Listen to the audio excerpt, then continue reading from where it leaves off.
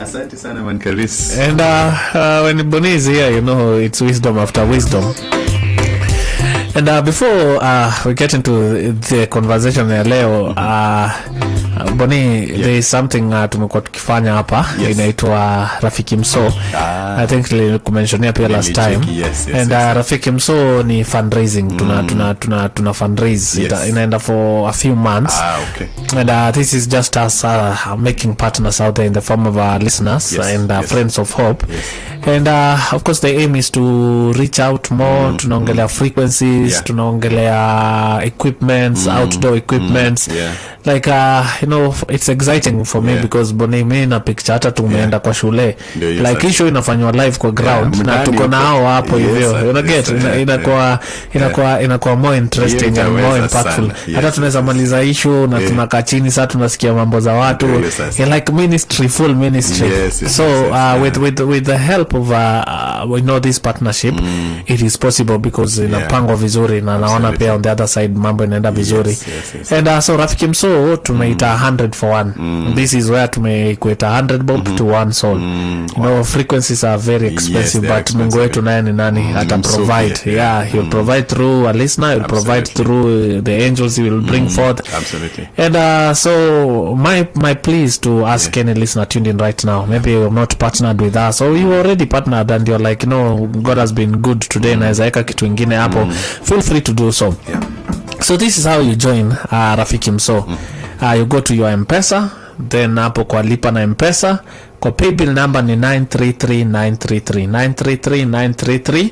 Ukiweka 933933 itakupeleka hapo sasa kwa account ni Friends of Hope, FOH hapo hivyo. Then it's 100 for 1. Unaweza ka 100 bob, unaweza ka ile kitu Mungu ameka kwa roho yako. From there pin ni siri yako, alafu unakuwa umepartner na sisi. And just like that utakuwa umekuwa Rafiki Mso na utakuwa umetupeleka mbali sana. Utakuwa umetupeleka far. So that is hashtag Rafiki Mso. Before talk, I think I'll just quickly recap on what you can do. So go to your phone, go to your M-Pesa, enda kwa lipa na M-Pesa. The account number is the paybill number is 933933. Alafu paybill ni FOH ama Friends of Hope na unakuwa umepartner na sisi from there. Baraka. So we started our conversation Boni around toxic relationships.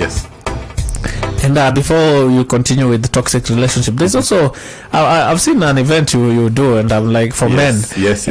Last month, monthly, people have been asking, can I get Boni? Can I get Boni? I think maybe coming to the event, the events that you host is one way of getting you.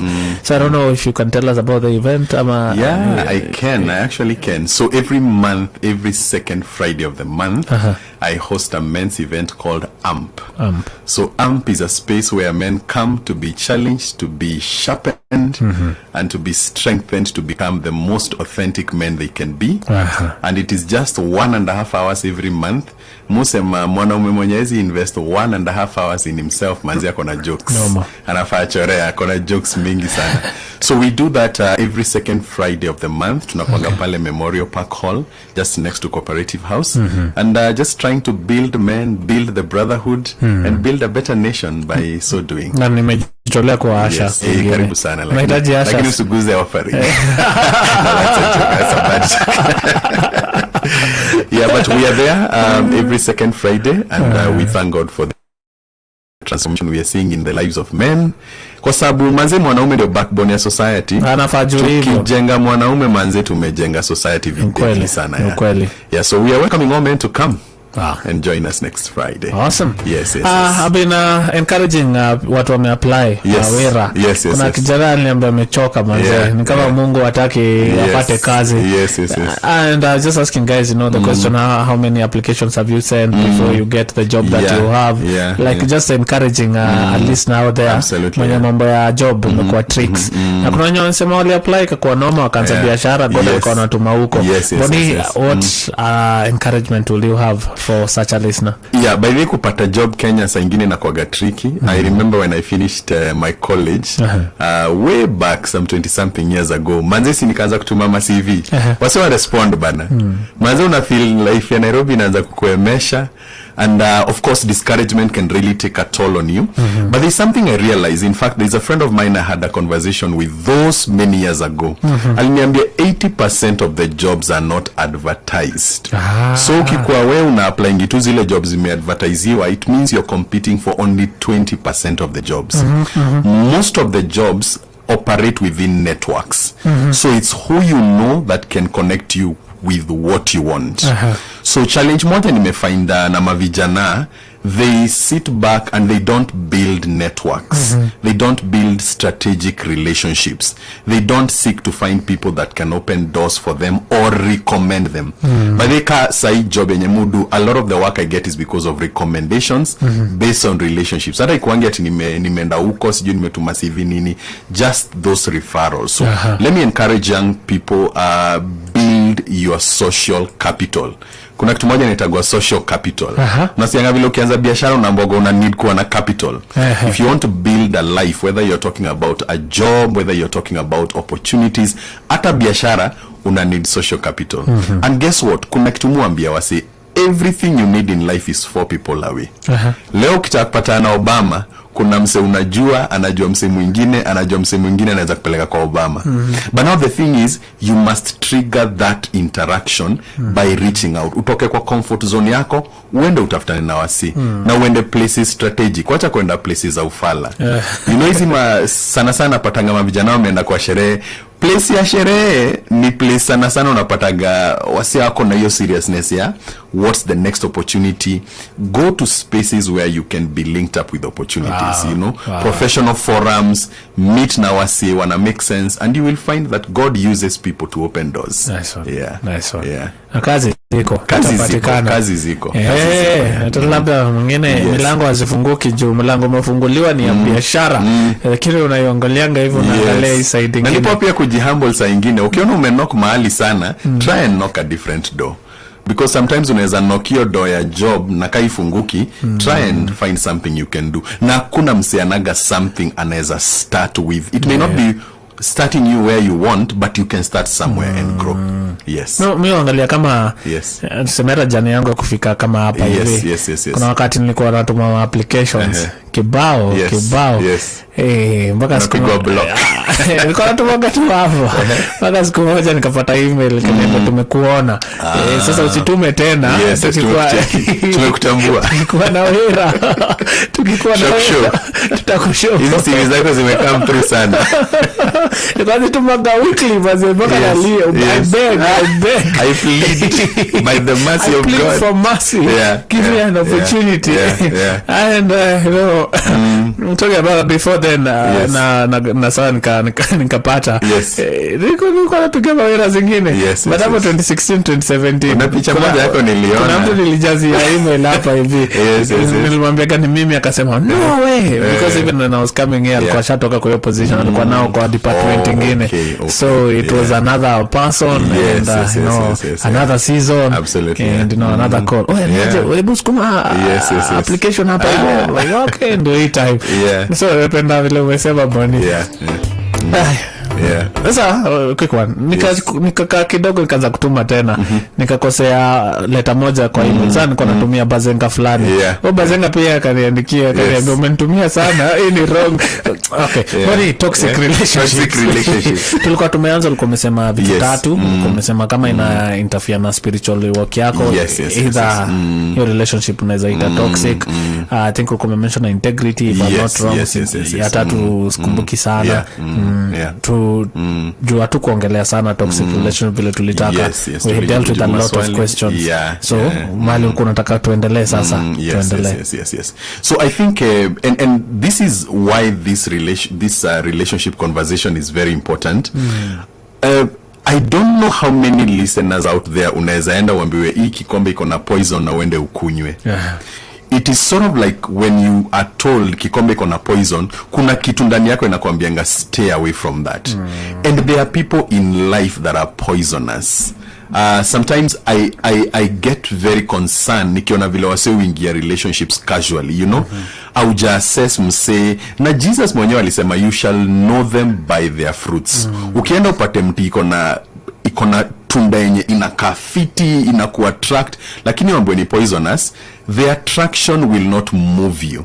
Because what you're looking for is not how the fruit looks like, it's the content of that fruit. And that's why tunabonga story ya toxic relationships, because tunatry kusema there are certain relationships where God imeshatupatia parameters. Ukiingia kwa hizo relationship unaingia toxic zone.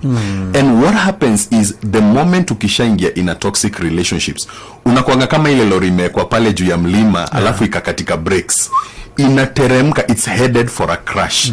Na ukiangalia Bible, by the way, kuna watu waliingia kwa those kinds of relationships and they ended up very miserable. They lost their vision, they lost their purpose, they lost their passion, they lost a lot of the investment yenye God ameweka ndani yao. And part of why we need to discern toxic relationships is because kuna investment God ameweka ndani yako. And where you will go with that investment ina depend na how you rate the people you interact with. Unaweza kwa wewe ni Samson, when yotero wa mtaa, lakini Delilah mmoja anafanya hiyo wotero inaisha. Ni kweli. Right? Unaweza kwa wewe ni Joseph, kuna Delilah, kuna Potiphar's wife pale, she's one gateway to your destruction. So we are saying that there are certain relationships we must know that tukifungua hiyo mlango tumeanza kwenda chini. And the purpose of wisdom is to protect you from trusting wrong people. By the way, 90% of pain in life will come out of what? Trusting wrong people. Hata ikuange ati ulienda ukapiga, hata ukipiga deal mbaya inakuwa is because of somebody you trusted. Yeah? And so that's why God ametupatia wisdom, so that now we can begin to learn how do we rate relationships? How do we assess people? How do we investigate before we invest? You know, relationship ni ka bank. Ukiambua bank fulani, you know, wasa wanapata ma-profit, lakini ukuje kumudua mabigi ni matapeli, you will think twice before you put your money there. So, because what is a greater investment than your heart, your mind, your time? Uki-invest in a wrong relationship, then you are like a person who is investing in a bank yenye mabigi ni matapeli. And that's why, again, the purpose of wisdom is to help us to see where do we need to invest. And by the way, now once you begin to operate like that, you become very slow in getting into relationships. And you become very quick in getting out of a relationship when you realize it's not a God glorifying relationship. And by the way, tusemi sasa wase waanze kutoka kwa marriage, wase waseme manze nimegundua hapa hivi nimekuwa nikiishi na tapeli. Hapana. We are saying, and especially for young people that are dating, assess before you invest. So tulianza kubonga hiyo story last week, and I think I mentioned a few things, and I just want to get into a few more things in light of how do you decode a toxic relationship. But before I do that, allow me to read one verse, because no believe what their God inatupatianga guidance moja deadly sana yenye itatu save ma pressure mob sana kwa life. Proverbs 22 verse 3 is a very interesting verse. Inasema hivi, the wise see danger ahead and avoid it, but fools keep going and get in trouble. Yani wewe ukikuwa wewe ni msemo wise, unaoneaga relationship ya ufala huko, you don't need to get into it, uanze kuwa na heartbreak, uanze kuwa na depression, so that you can get out. There is a way the wisdom of God is able to help you to see from afar. In fact, the wiser you are, the more you decode wrong people before you invest in relationships with them. So hii verse inatuambia one of the things that wisdom will do is to protect us from the trouble that toxic relationships bring in our lives. And I think I mentioned last time, and I just want to mention this again, that toxic relationships, they do 4 things in your life. Number 1, they abuse your trust. Ukikuwa na msem toxic, the one thing they will do is that they will abuse your trust. They will cause you to trust them, and then they will end up taking advantage of that trust to harm you or to do something that may derail you outside of the will of God. So they abuse your trust. And ukiangalia kama relationship ya Delilah na Samson, one of the things Delilah alifanya, ali trust ya Samson. Kitambo amseti na Philistines, trust yake, right? And this is one of the things you must do. One of the things wisdom helps you to do is to trust people slowly. Bible haijatuambia to trust everybody, imetuambia to love everybody, but you are not to trust everybody. So a toxic relationship, it abuses your trust. Number 2 thing it does is that it derails your purpose. Ile path God ameordain utembee, the moment a toxic relationship ikiingia kwa life yako, unaanzanga kwenda further and further from that path. So una find God alitaka uende south, mazewa unaenda north, right? Now unaenda teki. In fact, it accelerates your journey outside the purpose of God. Because every relationship yenye God ameordain, yenye si toxic, it keeps you in your purpose. It protects your purpose. And that's why Bible says, better are the wounds of a friend than the kisses of an enemy. Kwa sababu ya nini? Beste yako, mankaris, anakuaga kiku-wound, ndio ukaenda ni ya purpose. But enemy anakukisa kikutoa kwa purpose ya God. Teke. Wewe unafurahia vile unapigwa mabusu huku, lakini unaendelea kutolewa kwa purpose ya God. And a kiss is a metaphor of somebody who uses pleasure to push you out of the will of God. Na ukiangalia kama sasa nimekuwa sometimes I do counseling for people, and you find most relationships don't end wrong. They began wrong because uli trust mse na uku assess, number one, you know, am I vetting their trustworthiness? Am I vetting purpose yangu ndani ya God inaendeleaje huyu mse akiwa ndani ya life yangu, right? And then number three thing that of course toxic relationships do is that you begin losing your dignity. Sense yako ya value inaanzanga kwenda chini ukirelate na mse toxic. Anaanzanga kukumake feel you are not who God says you are. Because one of the things about divine relationships, they protect your identity. Zina kuremindingi we ni nani. Hata saa zile unasikia unajidau, unasikia mazao umehata vitu waziwak, they remind you who you are. So that's why we must know our say toxic woka aje, tunezaje wajua. And by the way, the world is full of toxic people. The moment you become wise, you will have very few relationships because a lot of relationships are toxic. Na wase utawaka mbali sana. Utawatoka teke. Jesus alikuwa na mabeste wale sana kwa sababu ya nini? Alikuwa anaonea wase mbali. So we just want to discuss about that a little bit. I'll give some things you need to look out for to know a toxic person so that wase wajue, okay, wase toxic ukaje. Na pia ndio ujue kawe pia uko toxic. Mataja Yesu nikakumbuka akiuliza mbogi fulani, unanifuata juu ya ile kitu ninazowapatia. Ama mnanifuata because of who I am. Yes. Napenda pia the aspect that pia tunaweza tumia conversation kuangalia kama sisi wenyewe ni toxic. That's the thing. Yes. And then Shajara ya biashara na Don Mwingi.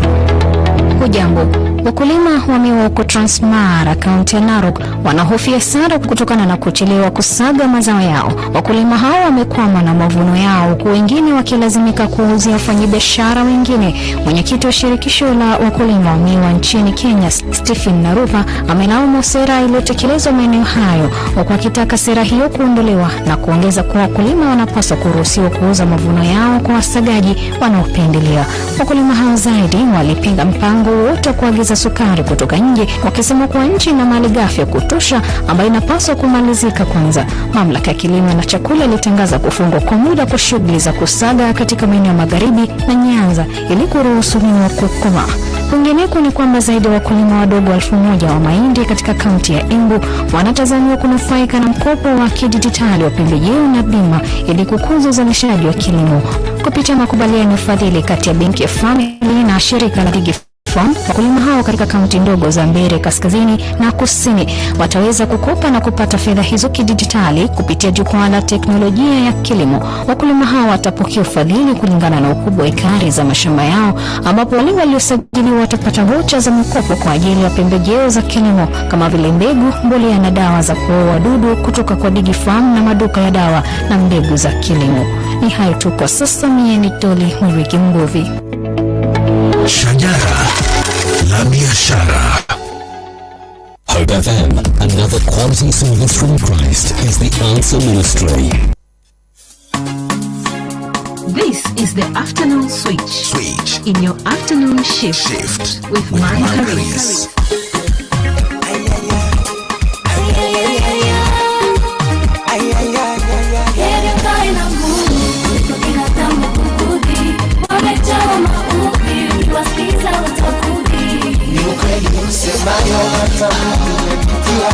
Kuna wengi wa wasumbufu hawakutaki maishani. Kila siku manajirani kalkile, unayule umeachana, maneno yao hayo. Heri ukae na Mungu kuliko binadamu kukudhi. Wamejawa maudhi, ukiwasikiza watakudhi. Ni ukweli usemayo hatakupitia.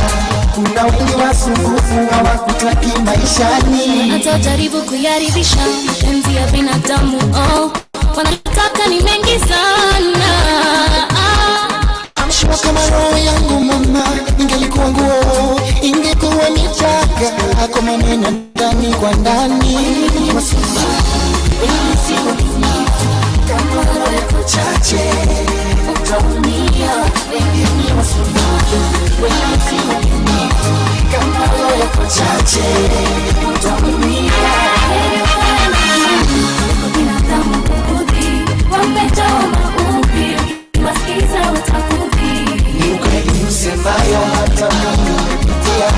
Kuna wengi wasumbufu hawakutaki maishani. Kila siku manajirani kalkile, huyu na yule wameachana, maneno yao hayo. Heri ukae na Mungu kuliko binadamu kukudhi. Wamejawa maudhi, ukiwasikiza watakudhi. Kila siku manajirani kalkile, huyu na yule wameachana, maneno yao hayo. Chana chema vishwa pete, hii dunia yasi wote, ahadi zake ni zile zile, kwa Mungu shwari. Chema chema huishwa pete, usiwekwe chini kutokana na hali yako. Kwani ujui kuwa Mungu anakupenda, tena ujui ye hawezi kakutenga.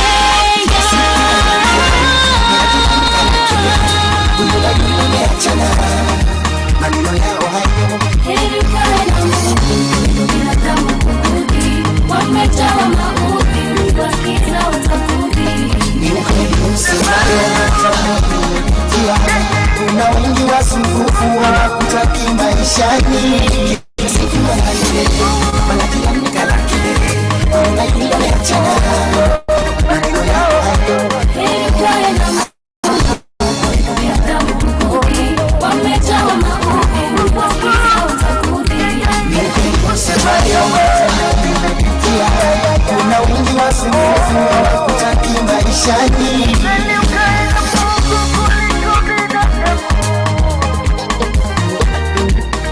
Kisobi and Sharon there. Some of the demands of human beings, huwezi ukamit hata kuendeaje, Boni. Alafu anasema ukae na Mungu. Boni is asking me, ni nani? Haito Kisobi. Alafu na Sharon there. Yes, speaking the truth there. Kaa na Mungu. Wanadamu atakudisappoint. Si hata anaweza atakudisappoint. You also included. You can also disappoint somebody else.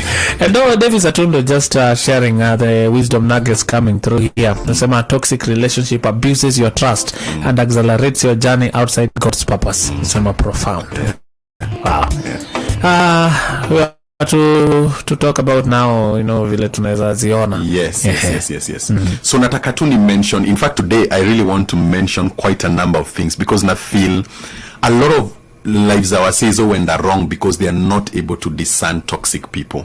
And I just want to begin by mentioning what I mentioned last time, and then I give a few more. So picture it this way. Ni kama umeenda room, and then your room kuna msi aliacha gas ikiwa on, right? Mtungia gas ikajaa, then ukaingia hiyo room. What's the first thing that begins to happen? Unaanza kufeel unalemewa na kubreathe, all right? And so relationships are the same way. Every person is like mtungia gas. So ile kitu inatoka ndani yake either ni oxygen yenye itakureplenish ama ni gas itakuchoke vividly. And here is where I want to really encourage especially our young people to realize that hakuna relationship unaingiaga inakuacha the same way ulikuwa. The moment you enter into any relationship, you begin moving in one of two directions. Direction ya move closer to God, or direction ya move further and further away from God. So there are 5 qualities of toxic people. Number 1, and I mentioned this last time, they choke you spiritually. The moment ukianza kurelate na huo msee, unaanza kufeel your spiritual appetite or your spiritual breathing system inaanza kwenda chini. And that's the thing una find na Samson, because Samson ali get into a toxic relationship na kuwa anajua. Then the next thing ni otero wa mtae, ni ule mse alikuwa anaenda na ngoa magate za wase. Then one day akafikiria atamka the same way. What he did not know is that your relationship ilikuwa ishamchoking to death. The ability of God in him ilikuwa ishakuwa choked because he was in a relationship he shouldn't have been in. And here's the thing, any relationship that chokes your spirituality weakens every other area of your life. Every other area of your life, because life is spiritual. God ali create life equals spiritual. So number one thing you must assess, any relationship unaingia, what is happening to your spirituality? Are you finding your passion for God becoming more? Are you finding it becoming less? And especially wale wase wanataka kuingia marriage, wase wasijienjoy marriage ni hizi malavida visa mengia pale Java, you know, meitisha milkshake. Those are side shows. The real things is, if you're not spiritually compatible, you will find many other things will tear you apart. Because what brings the joining together of souls, in the real sense of joining together, is their spiritual condition. Na hapa ndio naambiaga mavijana, unajua nasikiaga mavijana wakisema, nimepata msee na mdate, anaga ubaya, ni ile tu wajuani na God. The thing is this, huo msee ni gas. Na siku moja utarealize that their state of their spirituality will begin affecting your state of spirituality. And here's the thing, the moment you value being in a relationship more than vile una value ile standard God ameeka, inamaanisha huo msee ashakuwa idol wako. God is not your God anymore, because umeeka huo msee above standard yenye God ameeka.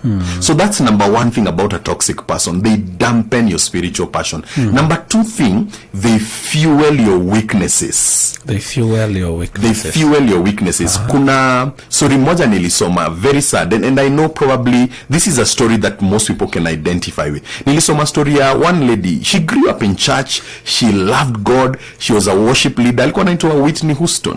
So Whitney Houston alienda akapatana na msee mmoja, wakaanza kujibambanga and you know what killed that lady is drug addiction, which came because of a relationship she entered. What did that relationship do? It exploited a weakness that she had. Because true relationships that are God ordained, they starve your weaknesses and feed your strengths. Nice. But easy relationships zenye ni toxic, zo feed weaknesses zako. Unapata weakness yenye ulikuwa umeanza kukonka, ukiingia kwa hiyo relationship tena imeanza kuemerge, imeanza kugrow. What was the monster inside you ulikuwa ushaingiza kwa cage, unapata ishavunja hiyo cage. And that's what, again, ukiangalia story ya Delilah na Samson, Delilah alikama kaanza kufeed weakness ya Samson. And every relationship either feeds a strength in you or a weakness in you. Hakuna relationship neutral.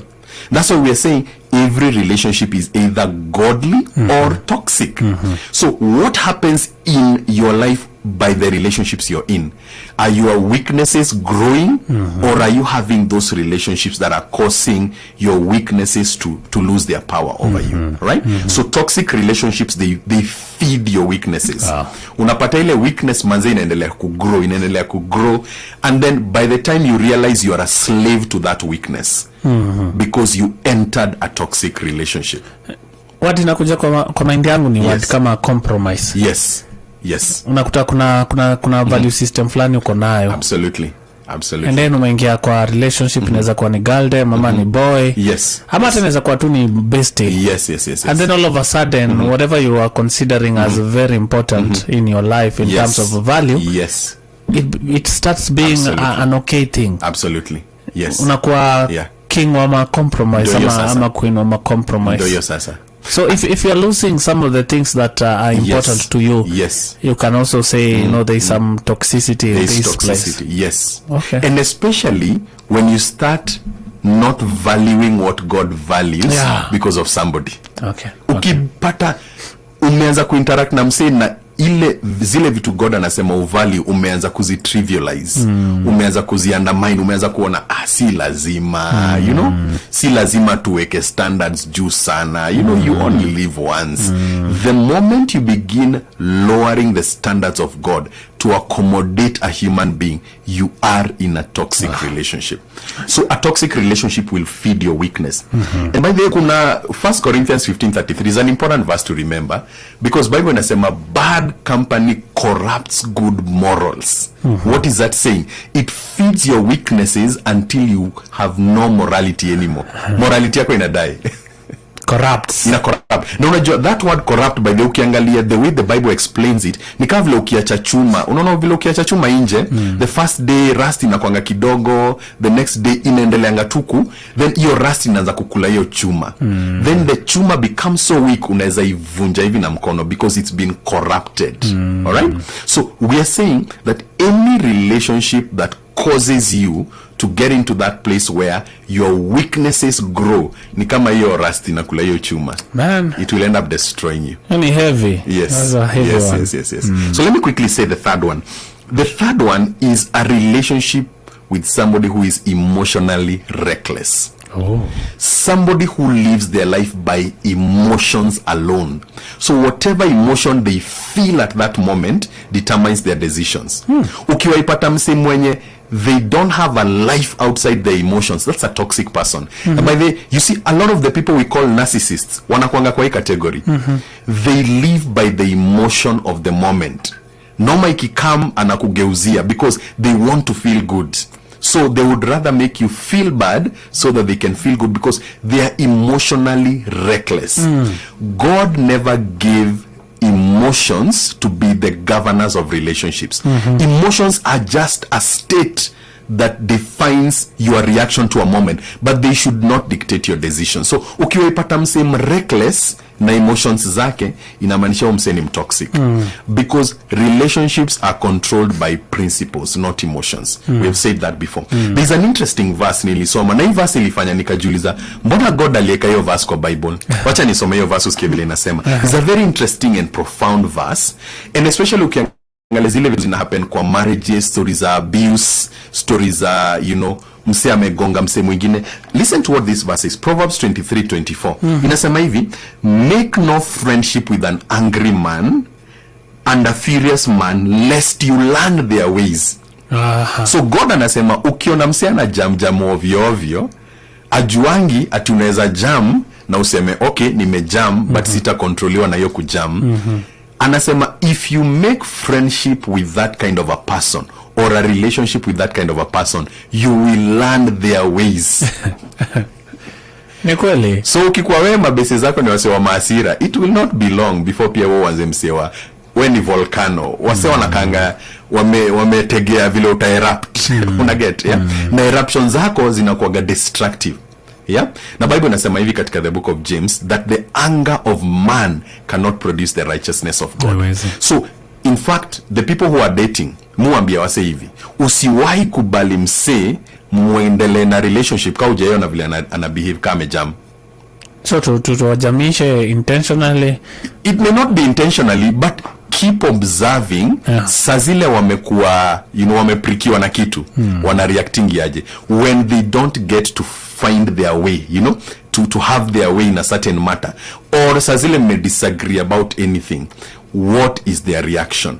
If you find that they cannot control anger is only one letter away from danger. Ukiongeza D mbele ya word anger, danger. Unanikumbusha boy child fulani alikuwa ameandika post FB. Na alitroliwa sana. Anasema walienda kwa cafeteria wakaitisha kahawa. And then ule alikuwa na serve kuna vanilla spill. And girl dem akairap. Wewe kuna kichwa mzuri wewe. Look at nini. And the guy remembered alianza life kama waiter. So nakumbuka vile words kama hizo zilikuwa zinawauma. And akasema hawezi kako hiyo relationship because for him anasema alikuwa na value sana mtu, hata kitu kama inaweza happen ana spread kitu kama grace hivi, anaonesha it's okay. Alikuwa tumekuja hapa kukunywa kahawa bure. So vile unasema situations kaa hizo they tell you a lot. One time nilienda pale West, kuna hizo mahoteli zinakuwa hapo nje. So a lady was serving us and there was a I don't know whether they were a dating couple or they were a married couple. They were seated in the next table kwa nimekaa. So waiter alipo itishwa what aliitishwa, I think akusikiliza bipoa. So she brought something different than what they really had wanted to order. Let me tell you, that gentleman was like a volcano. Manze vile alilipuka. Makamina za kushindwa, is all this drama about umeitisha sembe umeleta kitu different. So unamwambia tu, by the way, this is not what I had ordered. Can you? So I was imagining, suppose if this lady is dating this guy and she's seeing that behavior and she continues in that relationship, then she's signing up for danger. Because anger is a very big indicator of somebody's level of self-control. Because anger ndio ile emotion inakuaga a very strong emotion, and that's unapata the first murder kwa Bible ili happen juu ya nini? Kwa sababu Cain alijam na akashindwa kucontrol anger yake. So any person, the reason why Bible na to on about anger is because a person who cannot control their anger, they are one step away from being a murderer. One.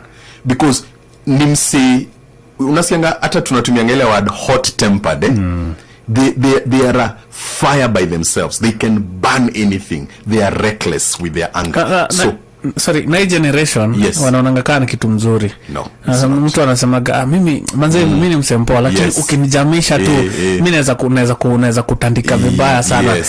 Hizo ni vitu hata tunaongeaga kwa mtu mzuri, lakini tu ni hasira. Lakini kwa kitu tu iko tu sawa. Hata unaweza sema kwa introduction, mimi naitwa hivi na hivi, nimeokoka, nampenda Yesu. Ile kitu mjui kunihusu manze, mimi hasira yangu inakuwa ganoma. Mimi kijamu na kwa mbaya. Tunaendelea na life.